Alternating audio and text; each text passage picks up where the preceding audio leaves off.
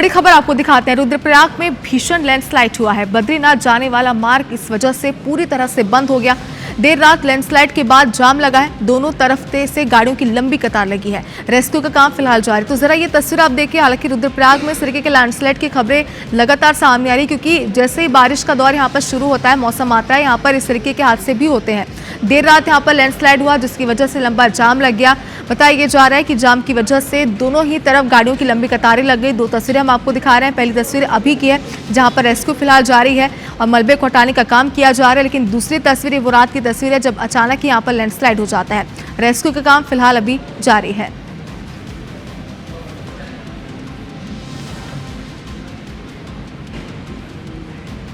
इधर असम के माजुली में भी एक बड़ा हादसा हुआ है। सामान लदी नाव नदी में पलट गई। नदी में तैरते पेड़ के तने से नाव टकराई है। नदी में 10 लाख का सामान डूब गया। कितना आर्थिक नुकसान हुआ जरा आप देखिए। ये वही जगह है, ये वही नदी है जहां पर यह हादसा हुआ।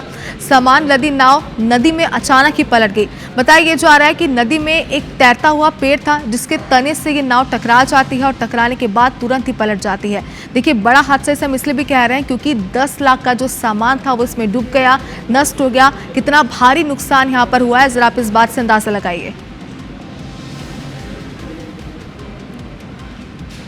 तो देखिए, इसके पहले भी हमने आपको बताया था, कई हादसों की खबरें हमने आपको दिखाई थी, लेकिन अगर बात करें यहाँ की तो 10 लाख से भी ज्यादा का सामान बताया जा रहा है जो कि डूब गया। देखिए, अक्सर हमने देखा होगा कि नदी में कुछ पेड़ होते हैं जिनके टने लटक रहे होते हैं, और अक्सर ये देखा जाता है कि लोग इसे ध्यान में भी रखते हैं। जो नाविक होते हैं वो भी ध्यान में रखते हैं। लेकिन यहाँ पर हो सकता है कि कोई लापरवाही बढ़ती होगी, या फिर कई बार ये भी हो सकता है कि अनहोनी को टाला नहीं जा सकता।